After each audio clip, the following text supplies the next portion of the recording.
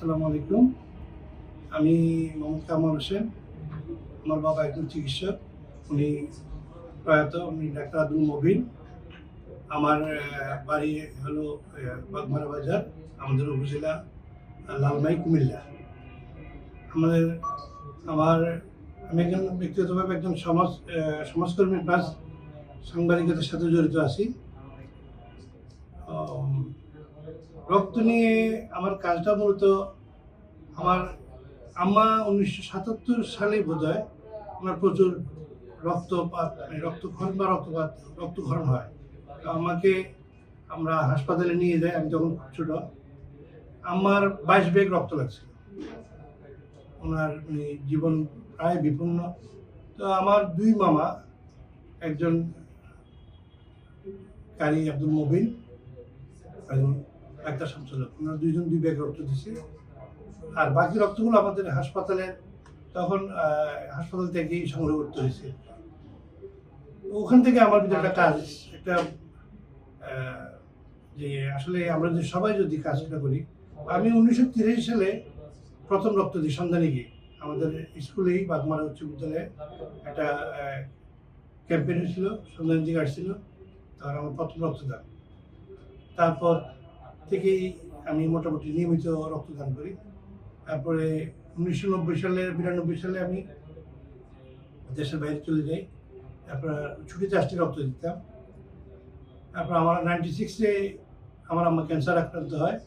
তখন আমারও প্রচুর রক্ত লাগতো। তখন আমার ঢাকা মেডিকেল কলেজ এবং বুয়েট থেকে স্টুডেন্টরা আমাকে রক্ত দিত। আমার তখন ঢাকার চিকিৎসাধীন। আর কুমিল্লায় আমার আত্মীয় স্বজন বন্ধুরা রক্ত দিত। এই জিনিসটা নিয়ে আমার ভিতরে খুব একটা দাগ কাটে যে আমরা যদি সবাই যদি এই জিনিসটা নিয়ে কাজ করি, তাহলে আমাদের রক্ত পেতে আমাদের কোনো সমস্যা হবে না। তখন আমি বাইরে থেকে এসে আমি আবার কাজ শুরু করি এবং আমি আমার বন্ধুবান্ধব পার্বতী সবাইকে বলি যে আসেন আমরা সবাই রক্ত দিই। তো সেটা থেকে শুরু করে আমি ব্যক্তিগতভাবে 68 বার রক্ত দিয়েছি। আর আমাদের একটা সংগঠন আছে উদ্দীপন বাগমারা। এই দীর্ঘ পথ চালায়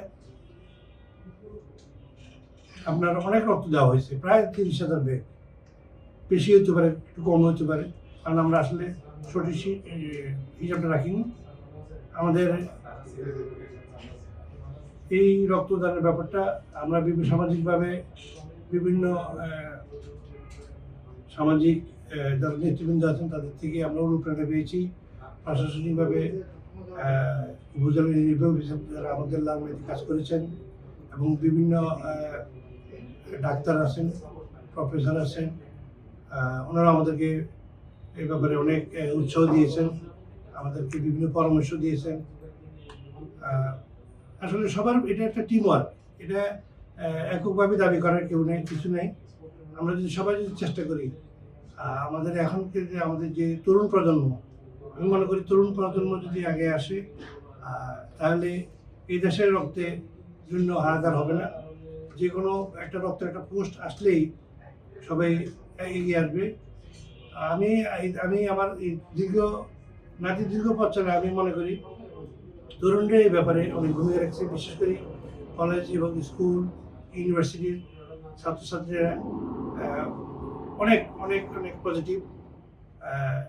আর আমাদের দেশের এখন যে জনসংখ্যা, সেখানে তো তারুণ্যের সংখ্যাটাই বেশি। আমি আশা করব আপনারা যারা আমার এই কথাগুলি শুনছেন, আপনারা আপনাদের ছেলে মেয়েদেরকে উৎসাহিত করবেন রক্তদানে। আমি আমার 3 সন্তান আছে। আমার দুইটা মেয়ে, একজন ঢাকা বিশ্ববিদ্যালয়ে পড়ে, একজন আইইউবিতে পড়ে। দুজনেই রক্ত দেওয়ার মতো বয়স হয়েছে। দুজনে গিয়েছিল, কিন্তু অসুস্থ থাকার কারণে দিতে পারেনি। আশা করি তারাও এগিয়ে আসবে, রক্ত দিবে। আর আমি সবার উদ্দেশ্যে বলতে চাই, আপনারা যারা আছেন, আপনার সন্তান, আপনার প্রতিবেশী, তাদেরকেই দেখবেন, তাদেরকে রক্তদানে উৎসাহিত করবেন। বিশেষ করে একটা অনুরোধ করি, গর্ভবতী মায়েদের জন্য যখন তার সন্তান জন্মদানের সময় হয়, রক্তের জন্য একটা এই অ্যাসিড সৃষ্টি হয়েছে। রক্ত নেয় কী করি? আমরা যদি আগে থেকেই গর্ভবতী মায়ের জন্য 2 জন রক্তদাতা ঠিক করে রাখি, তাহলে আমাদের এই সমস্যাটা হবে না।